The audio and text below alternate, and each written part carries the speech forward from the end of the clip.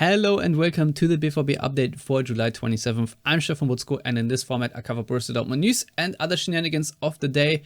And yes, I said yesterday that there wouldn't be a BVB update today because there's a new Yellow Wall podcast out today. However, there is so many news that I still decided to do one anyway.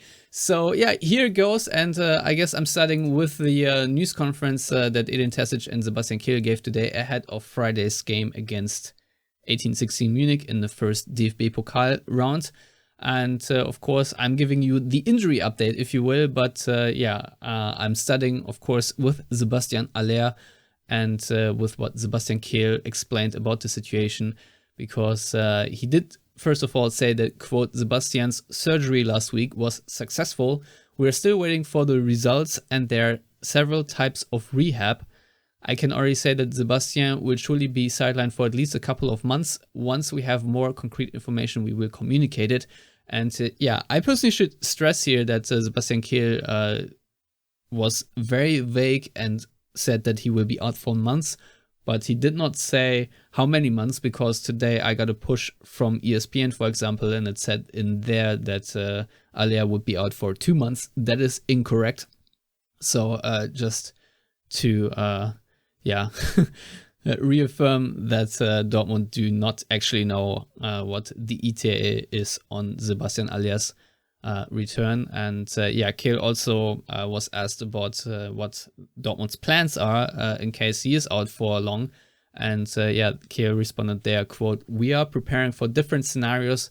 Aki Watzke, Edin Terzic and I are laying out multiple options and ideas, but nothing is set in stone yet. He will definitely miss a few months and the schedule is cramped until November, but our squad also has multiple options now. Daniel Malen is in superb shape. Yusuf Moukoko took a great development during preseason and is highly motivated. Nevertheless, Haller's profile is missing in terms of physique and presence on the pitch, but we will only make a move if it makes absolute sense. Otherwise, we will trust the guys we already have on the team." And yeah, we did discuss the striker situation today on the Yellow Wall pod, so if you want more opinion on that, please go check that out. And let's continue with the other players that are out for Friday. Obviously, Gio Reyna and Mathieu Moret will be out because the game is coming too soon for them. Also out will be Charlie Özcan because he got a painful knock on his foot and he will still need some time to get back to fitness after missing the training camp in Bad Ragaz. He is training pain-free now, which is good. But Friday is still coming too soon for him. Same for Tom Rothe, who injured his hip flexor in training camp and is still not fully fit. And Felix Passlack, who got a knock on his hip on Tuesday. On the doubtful list are Mo Dahoud, Marco Reus and Jude Bellingham, because all three were banged up from the friendly against Villarreal, but all are back in team training and are expected to ramp up their intensity to the necessary level that they are expected to play on Friday. But since it's not 100%, I put them in the doubtful category. And players that have recovered since the last update are Gregor Kobel and Emre Can. Gregor Kobel was, I don't want to say rested, but it was sort of a precautionary move that he didn't play in the last friendly because I think he also got a knock somewhere. And Emre Can had muscular problems, which sort of slowed his ramping up of the intensity of the preseason. But he is now at 100%, or at least able to fully train with the team, and is deemed fit to play by Edin Terzic. So there you go.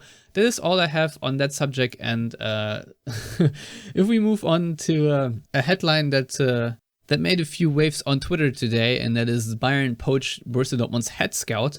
Of course, talking about Markus Pilawa here. And it says here, Borussia Dortmund announced on Wednesday evening that the head of scouting and analysis, Markus Pilawa, had told the club that he wanted to move to a, quote, direct competitor, which is Bayern Munich. And Ronach right, at the current time, in the midst of the current transfer period and the upheaval at BVB, this is an unusual occurrence. And Sebastien Haller is quoted saying, "We respect the decision, and in view of the challenges ahead, we have decided to relieve Markus Pilawa of his duties immediately.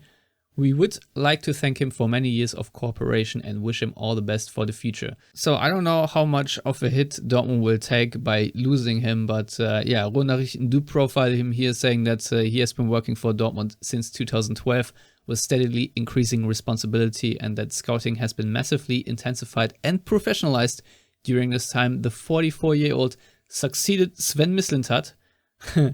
You still might remember him from the falling out with Thomas Tuchel, and he's, I think, now the sporting director of VfB Stuttgart. And Ruhrnachrichten here write that he was seen as an important contact for sporting management around former sporting director Michael Zorc and now Sebastian Kehl. Pilawa has supporters and critics alike within Dortmund, but they do not delve in further detail here, which is a shame because I would like some tea spilled, obviously, by his detractors within the club. I don't even know who that would be.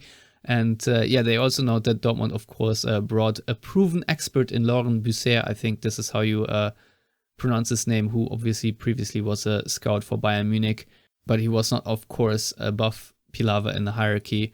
And yeah, in the recent months, Pilawa has been linked with Hertha BSC and VfL Bochum, among others. But now that he is basically seeking a move to Bayern, who are a direct competitor of Dortmund, Kehl has terminated the contract immediately due to the lack of trust. I don't know how much there's of a conflict of interest or stuff like that, but yeah, it is certainly notable because, as Ronach writes, this move is a very unusual time, especially because Dortmund are in the middle of a season of upheaval and the transfer window is still open.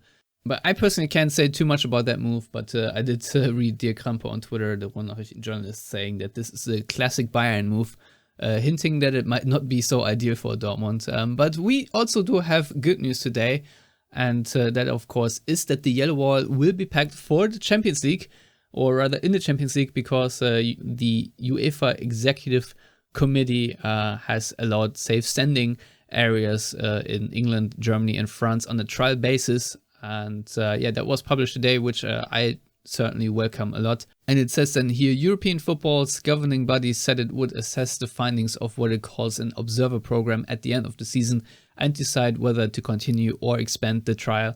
And of course, the Yellow Wall is the headline image because the capacity of the Westfalenstadion will increase from about 65,000 or 66,000 to 81,365, which is full capacity. And it will also mean that the Yellow Wall will have 25,000 fans on a Champions League match day. And I personally cannot wait for this because the European nights, even at lower capacity, are already very magical. It's just becomes more of a cauldron in the Westfalenstadion. I think it's going to improve even more so. So yeah, I already rue the games that I'm not to be able to attend. But yeah, there's a quote here from Hans-Joachim who said, "That's great news. Standing tickets are an important part of our football culture. Borussia Dortmund have been working hard behind the scenes in recent years to obtain permission for safe standing areas in European competitions." And then he called on fans to behave responsibly with this opportunity, aka do not screw this up. And lastly, we have a story from a company called Workday becoming a partner of Borussia Dortmund, where Dortmund will connect around 2 million euros per year with this sponsorship deal. So yeah, cool, whatever. But yeah, that's all I have for you guys today. Thank you as always for watching, and make sure you also listen to our season preview episode of the Yellow Wall Pod. And otherwise, as always, like, subscribe, and yeah, let me know what you think in the comments below. Until next time, goodbye.